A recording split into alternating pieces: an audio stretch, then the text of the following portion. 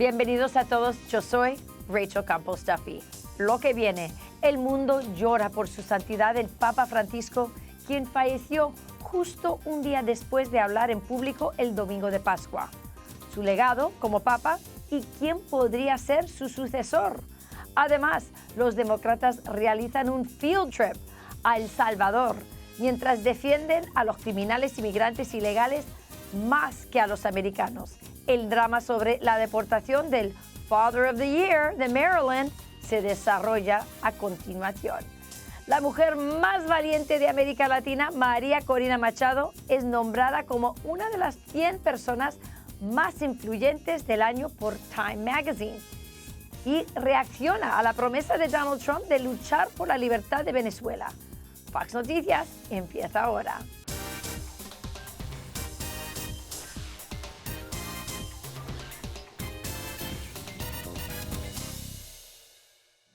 El mundo está de luto por Papa Francisco, quien falleció un día después de su última aparición pública el domingo de Pascua en la Plaza de San Pedro. Un cardenal selló las puertas del dormitorio y estudio del Papa Francisco en el Vaticano. La tradición católica es sellar las puertas del Papa después de su muerte. Ahora comienza el periodo de luto de 9 días llamado Novem Diales.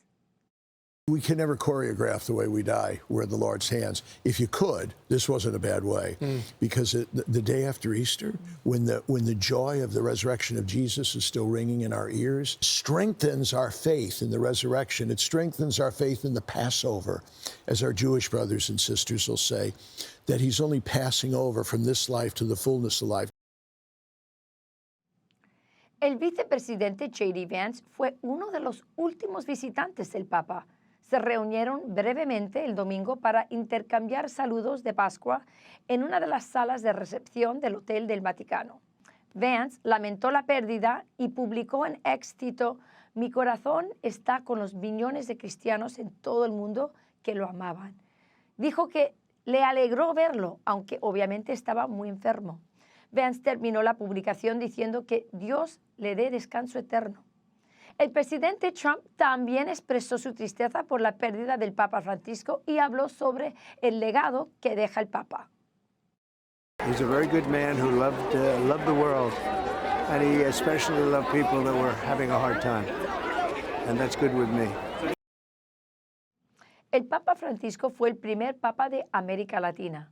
Nació en Buenos Aires como Jorge Mario Bergoglio, el mayor de 5 hijos y hijos de inmigrantes italianos. Presidente argentino Milei publicó en Instagram, a pesar de diferencias que hoy resultan menores, haber podido conocerlo en su bondad y sabiduría fue un verdadero honor para mí, como presidente, como argentino y fundamentalmente como un hombre de fe. Despido al Santo Padre. El padre Gerald Murray de la Arquidiócesis de Nueva York está conmigo ahora. Bienvenido, padre Murray. Gracias, Rachel. ¿Cuál es su opinión sobre el fallecimiento del Papa y el legado de su pontificado? Sí, una tristeza cuando muere el Santo Padre porque es, como su nombre dice, el padre de la Iglesia, de los cristianos. Y como jefe de la Iglesia Católica en el mundo, ya está con el Señor, entonces estamos de luto, en tristeza, pero damos gracias por el bien que hizo este Santo Padre durante su reinado como pontífice, y ahora estamos rezando porque el Espíritu Santo inspire a los cardenales para elegir un nuevo Papa que será listo para guiar el rebaño de Cristo aquí en el mundo, después de este Santo Padre Francisco, 12 años de pontificado. ¿Cuál es su legado? What is his legacy? Sí, su legado, hay un aspecto que es interesante, instructivo, que es cuidado por los pobres y los enfermos. Y siempre estaba pensando en la gente que está al margen de la sociedad. Y es algo importante, era uno de su énfasis como Santo Padre, pero a la vez deja confusión al nivel doctrinal y también se puede decir que su política con los comunistas en China, por ejemplo, cuando estaba haciendo un acuerdo para que los comunistas puedan nominar candidatos por ser obispos en los diócesis en China, que eso, yo hallo que eso era una mala decisión y que el nuevo Santo Padre tiene que revisar eso, porque la iglesia en China es muy perseguida por los comunistas y no es buena idea que el gobierno puede nombrar obispos porque Ya. no son verdaderos amigos de la iglesia. Ya, que los ateos escogen los obispos es una cosa loca. ¿Qué podemos esperar en los próximos días y semanas? Bien, la misa de su funeral será este sábado a las 10 de la mañana en San Pedro, y después de eso, sepultura en la iglesia Santa María Maggiore, que es la primera iglesia dedicada a la Virgen María en Roma. Después de eso, vamos a empezar el periodo de congregaciones generales, cuando todos los cardenales van a reunirse para discutir, para considerar cuáles son las cualidades necesarias por guiar la iglesia en el futuro. Y en esa discusión todos los cardenales serán presentes. Y después de eso comienza el conclave y en esta reunión en la Capella Sistina, en el Vaticano. Solamente los cardenales que no tienen 80 años serán invitados a participar. Sí, quiero que veas este video porque hay un obispo americano que da esta opinión sobre el conclave. Mire. As far as I'm concerned, it would be like looking at a garbage can that is surrounded by rats and which rat differs from the one next to it.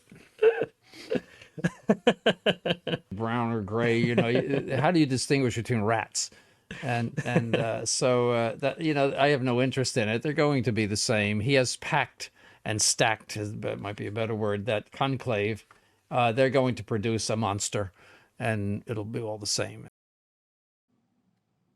Tu reacción, porque hay mucha gente, especialmente gente de fe muy tradicional, ortodoxa, que están muy preocupados. ¿Quién va a ser el próximo papa? Si va a ser más tradicional y, como tú dices, tener más en común con el doctrino de la iglesia, o vamos a tener otro social justice papa o peor. No estoy de acuerdo con lo que dijo este hombre porque los cardenales, hay muchos buenos cardenales que son muy devotos Sí. a la fe católica, como el cardenal Burke, el cardenal Sarah. Sí, pero él está hablando de los cardenales que fueron appointed por el Papa Francisco.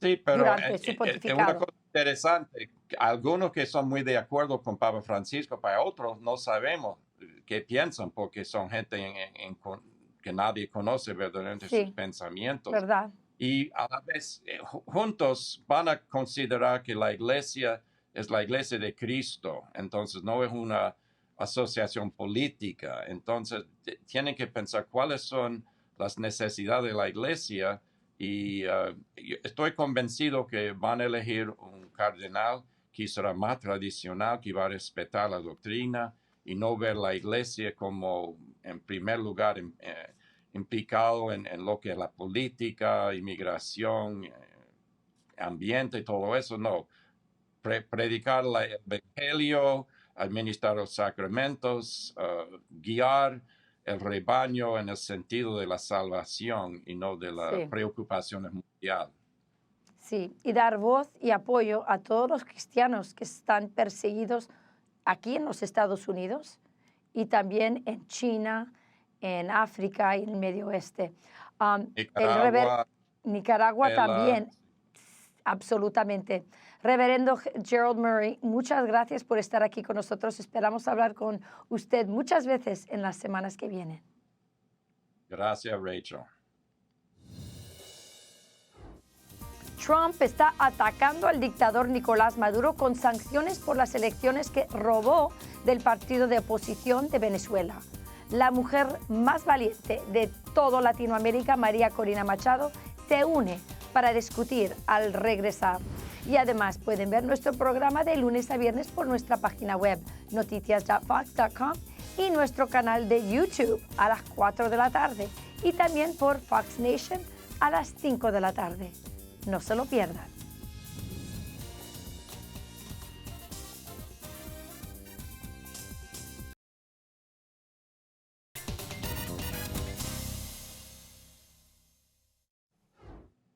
Bienvenidos de vuelta a Fox Noticias.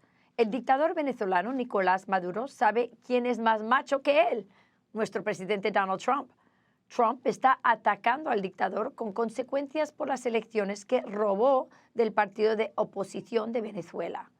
María Corina Machado es el corazón de ese movimiento. Cuando me senté con el presidente Trump en la Casa Blanca, él explicó su última movida contra la corrupción en Venezuela. Los venezolanos les robaron las elecciones. Maduro no es el líder legítimo.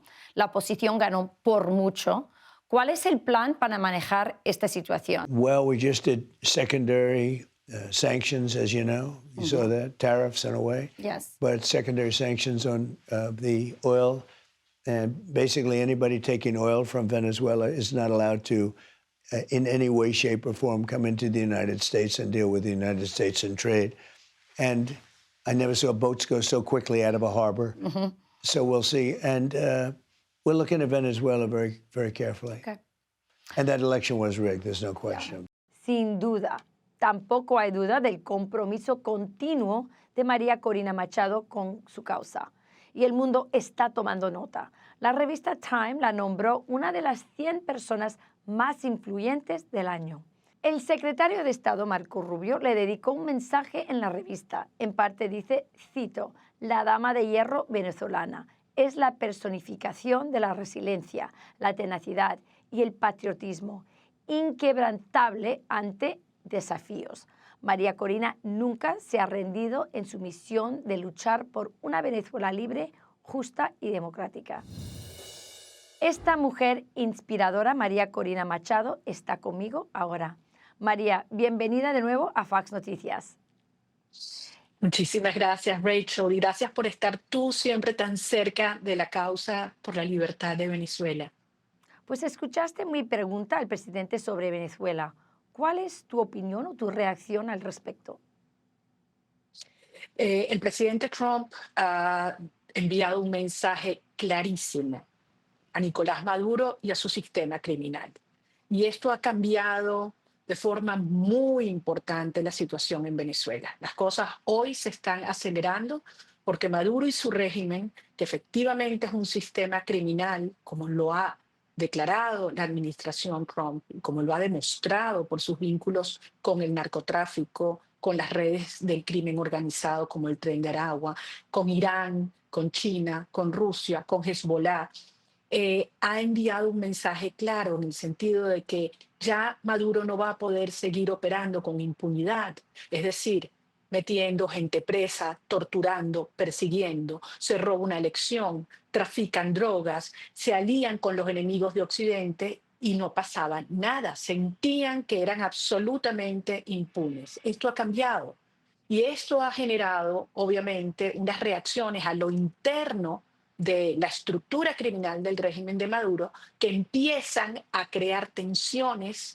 y incentivos muy importantes para que esos altos mandos y algunos apoyos abandonen a Maduro. Eso está ocurriendo mientras estamos hablando tú y yo, las cosas se están moviendo cada vez más rápido en Venezuela. María, primera cosa, tengo tantas preguntas, quiero llegar a todas si puedo. Explícame específicamente cómo han cambiado las cosas por Donald Trump. Dame un ejemplo, por ejemplo. Bueno, por ejemplo, al tomar las decisiones de cortar los flujos de dinero que le entraba a Maduro, dinero que Maduro usaba para corrupción, para el aparato represivo, para comprar armas, para pagar matones o para la propaganda de terror, mintiendo, asustando, manipulando.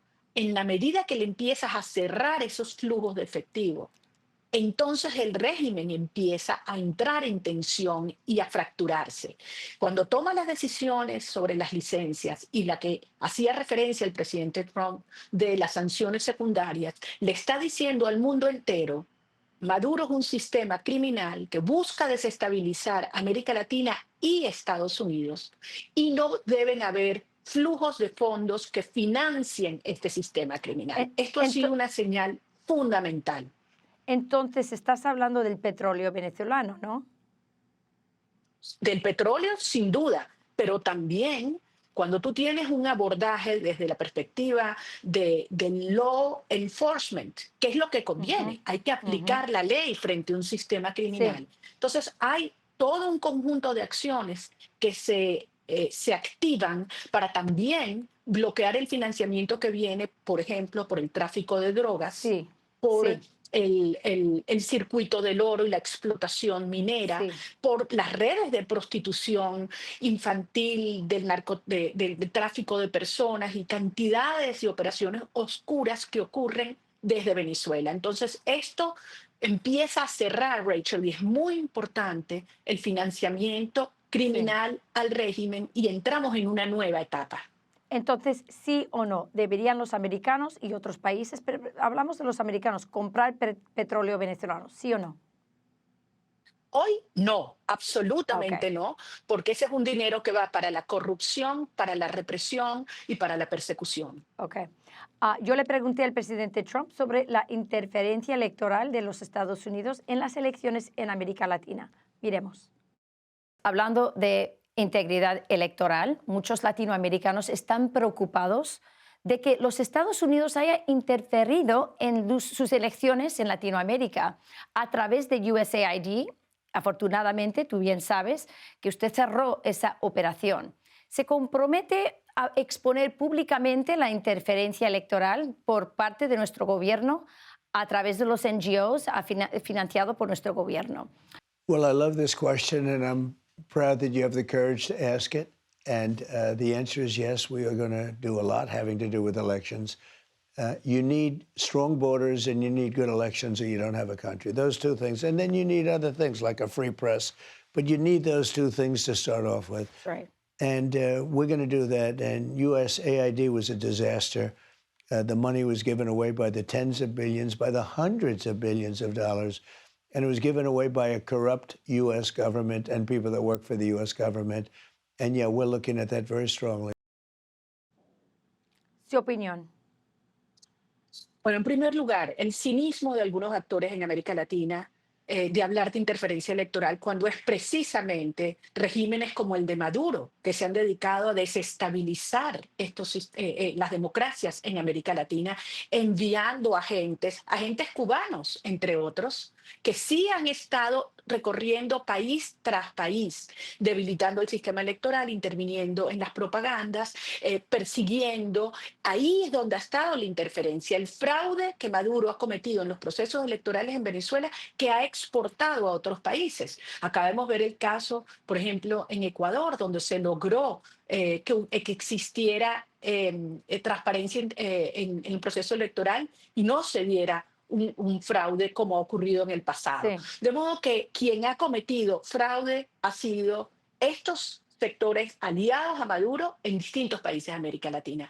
Yo sí creo que muchos países y democracias fuertes tienen mucho que aportar para fortalecer las instituciones democráticas en sociedades o en sistemas democráticos más frágiles, como la libertad de expresión, como elecciones competitivas, como los derechos humanos y la organización de la sociedad civil para la democracia y la libertad. Yo sí creo que allí hay un rol y claro, debe ser absolutamente transparente y eficiente. En eso estoy totalmente de acuerdo. María, ¿cómo se sienten los latinoamericanos ante la política de Donald Trump en el hemisferio occidental? O sea, no solo en Venezuela, sino en todo el continente, ¿qué piensan los latinoamericanos? Mira, yo creo que con la designación de Marco Rubio, a quien le estoy profundamente agradecida por sus palabras, a las cuales tú hacías mención al principio, y que además las tomo como un reconocimiento al pueblo de Venezuela, a la demostración de fuerza, de coraje, de amor, de entrega de mis compatriotas y que yo sé que son un ejemplo hoy en día en el mundo y que mucha gente nos llama a pedirnos apoyo, ayuda, orientación en las luchas que se están dando por la democracia frente a tiranías en distintas partes del mundo, ¿no? Pero yo creo que, como te decía, la designación de Marco Rubio fue un mensaje poderosísimo porque es una persona que conoce a fondo cuáles son los grandes desafíos, las amenazas que estamos viviendo en América Latina y que desde América Latina podrían haber también para la seguridad nacional de los Estados Unidos. La designación de personas como Christopher Landau, Mauricio Claver Carone, Mike Waltz, son personas que son muy cercanas a la región y que han demostrado un enorme compromiso con el bienestar, la libertad, la democracia y la prosperidad. Y cuando escuchamos planteamientos de ellos, cuando dicen que America First is the America's First, esto es algo que nos da un enorme compromiso y esperanza de prosperidad y de unión en toda la región. Pues María Corina Machado, siempre un placer hablar con usted. Espero que vengas muchas veces más a Fox Noticias y nos des toda la información de cómo se están liberando, ojalá, el pueblo venezolano de esta dictadura. Te mandamos mucho amor. Gracias, Rachel. Gracias, Rachel. Venezuela será libre, Cuba y Nicaragua también. No lo dudemos. Gracias. Que Dios lo haga. Gracias. Los demócratas y los medios liberales parecen defender a los inmigrantes ilegales más que a nuestros propios ciudadanos. Discutimos al regresar.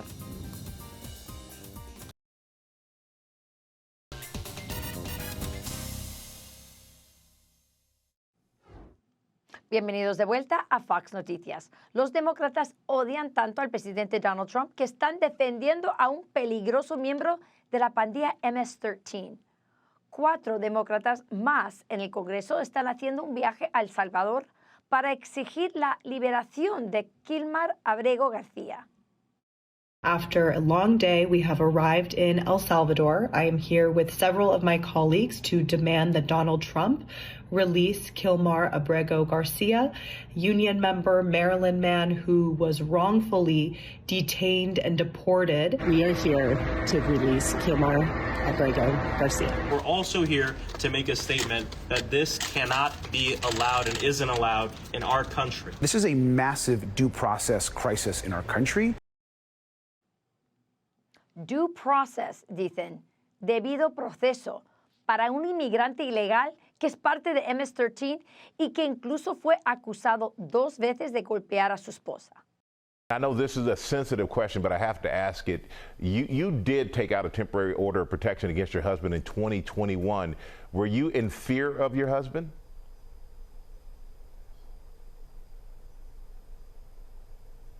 My husband is alive. That's all I can say. Okay, then you know I'm not going to push on that, apparently. Donald Trump está señalando esto en Truth Social. Con una foto de los tatuajes de Abrego García, publicó: "Este es el hombre que los tribunales están intentando salvar de ser deportado. ¿Qué le pasa a nuestro país?".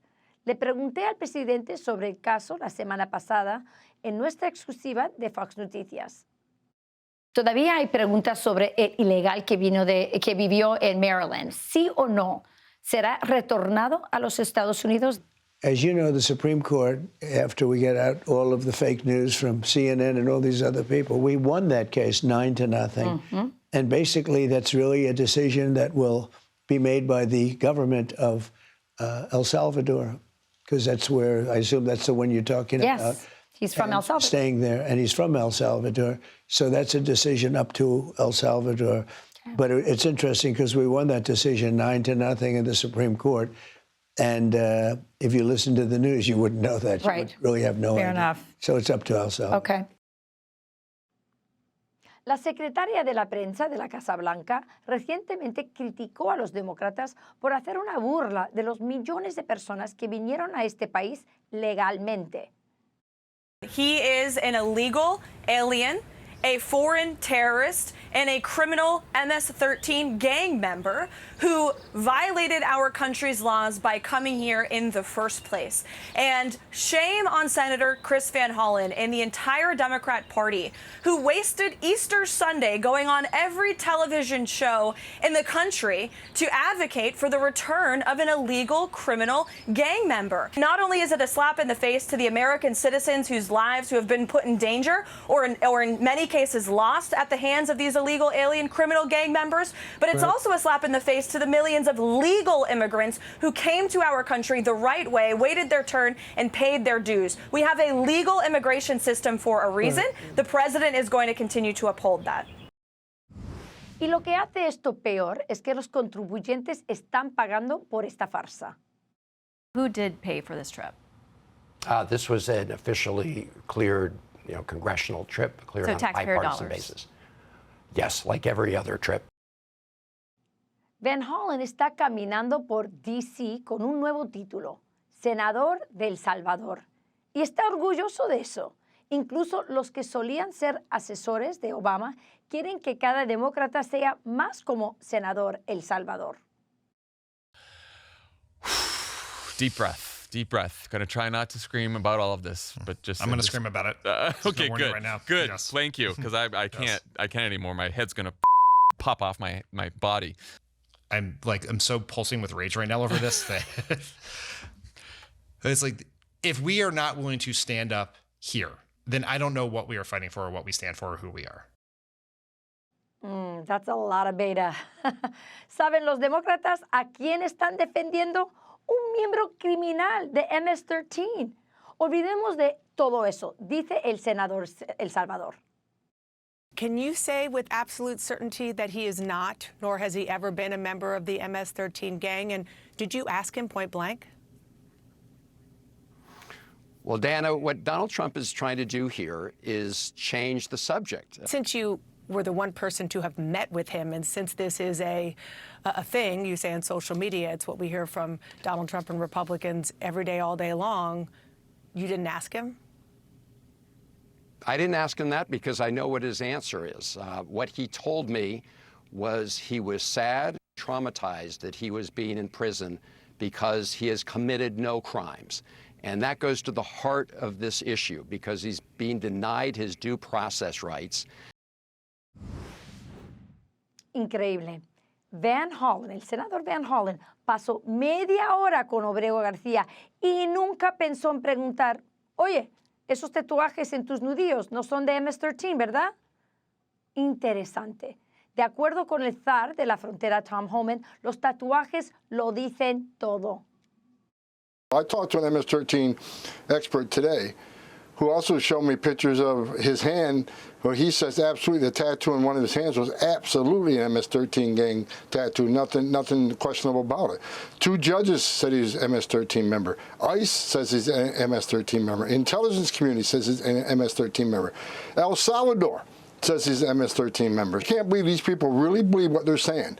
They got to be just pushing the narrative for a political reason. They can't be that dumb to think that that this person is an MS-13 gang member and a public safety threat.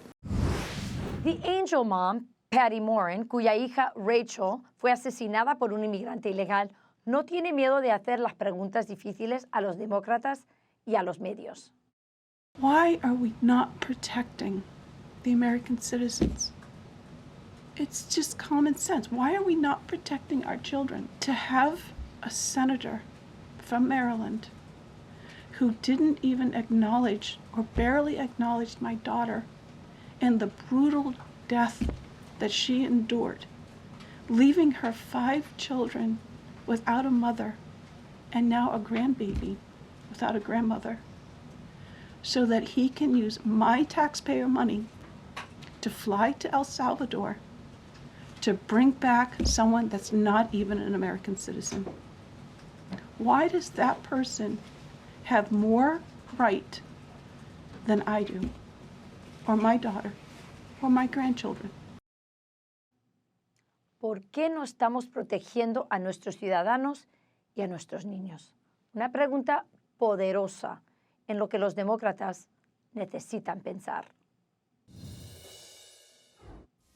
¿Podrían los aranceles reemplazar the income tax? El presidente Trump cree que sí. Le preguntamos al líder del partido Vox en España, Santiago Abascal, al regresar.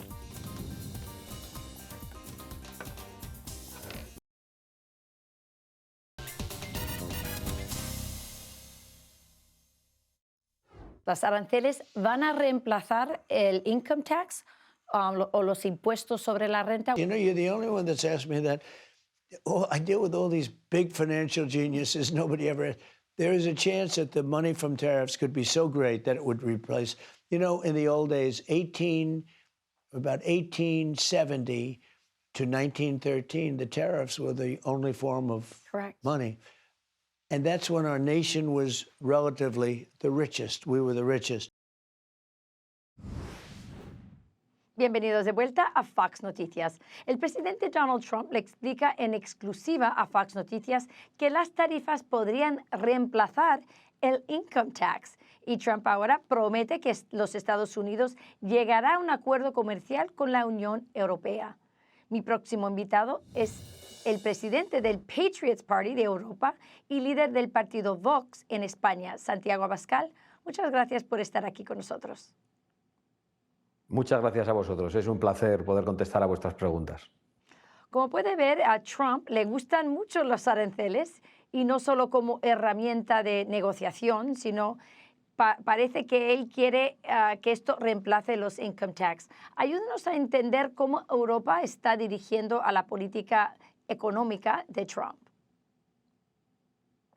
Bueno, en estos momentos yo creo que no se puede decir que haya una única voz en Europa.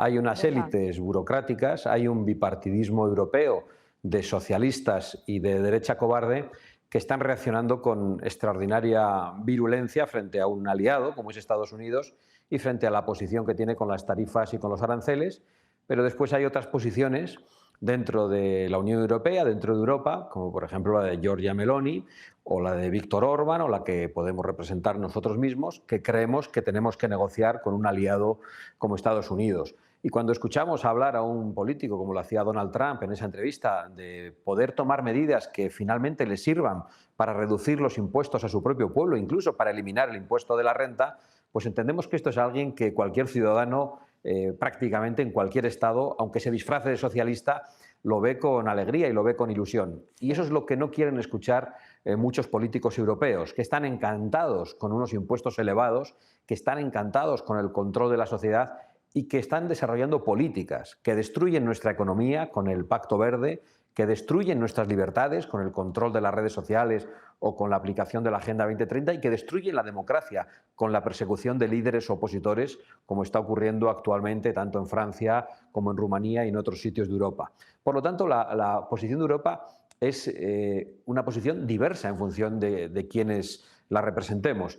Pero nosotros creemos que hay que apostar por el vínculo atlántico con Estados Unidos y no por el vínculo chino, que es por lo que quiere apostar el presidente del gobierno español y una parte de los burócratas europeos. Sí. Eliminar el income tax a mí me cambiaría la vida. ¿Te imaginas? Yo estaba muy feliz al escuchar eso. Santiago, también hubo un tiempo en que los americanos se reían de la idea de autodeportación. Pensaban que era una propuesta poco realista. Pero Donald Trump no lo ve de esta manera. Escuche. But what we want to do is we're going to have a self-deportation program, which we haven't even announced yet. I guess I'm announcing it to you. Why not, Rachel? Here it is. The only thing I haven't determined is what are we going to do? We're going to give them a stipend. We're going to give them some money and a plane ticket. And then we're going to work with them. If they're good, if we want them back in, we're going to work with them to get them back in as quickly as we can. Santiago, parece que la política de Donald Trump es una disuasión al devolver a los criminales, incluso a las prisiones de El Salvador, y sellar nuestra frontera, además de proporcionar incentivos para la autodeportación. En Europa tienen un problema también de inmigración ilegal, quizás hasta más grande que la nuestra, y representa una amenaza para la cultura occidental europea. ¿Qué pueden aprender los europeos del enfoque de Donald Trump sobre la inmigración ilegal? Bueno, yo creo que el enfoque que tiene Donald Trump contra la inmigración ilegal y que tiene en estos momentos el gobierno de Estados Unidos es el mismo que tenemos una parte muy importante de los europeos. Es el mismo que puede tener el primer partido de Francia, el primer y el tercer partido de Italia, el primer partido de Hungría, el primer partido de Holanda, el primer partido de Austria, el segundo partido de Alemania, el tercer partido de España, el tercer partido de Portugal. Es decir, es una posición compartida por muchos occidentales que queremos hacer a Occidente grande de nuevo, que queremos defender nuestras patrias, nuestras fronteras, nuestra identidad, la seguridad de nuestros ciudadanos y, por supuesto, nuestra prosperidad, porque la inmigración ilegal trae problemas de todo tipo, no solo la inmigración procedente de países islámicos, que nos trae un ataque durísimo a nuestra identidad cristiana, sino que trae además un peligro de yihadismo que ya se ha producido en Europa, sino que la inmigración ilegal trae también gravísimos problemas económicos, problemas de convivencia en los barrios, problemas con las ayudas sociales, con el gasto público, y eso es algo que muchos queremos enfrentar. Pero en estos momentos el bipartidismo europeo de socialistas y de la derecha cobarde se resisten a aplicar políticas migratorias contundentes como las que ya está aplicando el gobierno de Estados Unidos y con las que muchos estamos de acuerdo.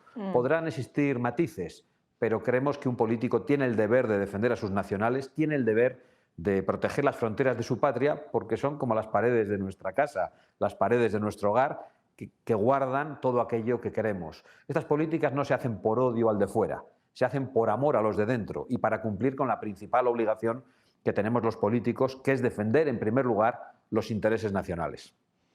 Santiago, el lawfare casi evitó que Donald Trump se convirtiera en el presidente de los Estados Unidos.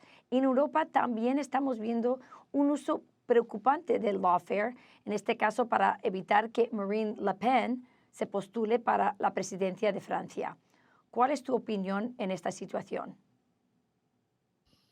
Mi opinión es que la vieja política de los burócratas europeos vive en la desesperación absoluta y ya no saben qué hacer para detener a los movimientos patrióticos y soberanistas que defendemos la libertad de expresión, la prosperidad de nuestros pueblos y que defendemos la participación democrática. Se han quitado la careta, han anulado las elecciones en Rumanía para que el vencedor de las mismas no pudiera concurrir a la segunda vuelta. Han iniciado un proceso por un asunto burocrático que podría sustanciarse en el peor de los casos con una pequeña sanción, lo han llevado al ámbito penal y tratan de inhabilitar a la candidata más votada de Francia. Han intentado meter en la cárcel con denuncias desde la izquierda tanto a Matteo Salvini en Italia como a Giorgia Meloni, precisamente por aplicar políticas de defensa de las fronteras. Y también contra nosotros en España se está intentando absolutamente todo. El gobierno está llevando nuestras actividades, nuestra financiación a los tribunales de manera desesperada para intentar sacarnos de la legalidad. Y todavía es poco al lado de lo que están dispuestos a hacer. Pero algunos estamos preparados a resistirlo y además estamos convencidos de que tenemos el respaldo mayoritario de nuestros pueblos, tanto en España como en Francia, como en el resto de las naciones europeas. Esa desesperación de la vieja política de los burócratas europeos solo es la antesala de la victoria de los patriotas en Europa. Santiago Abascal, muchas gracias, como siempre, por estar aquí con nosotros. Es un placer, cuando queráis. Las grandes ligas siguen el full swing. Les traemos eso y toda la información deportiva más reciente al regresar.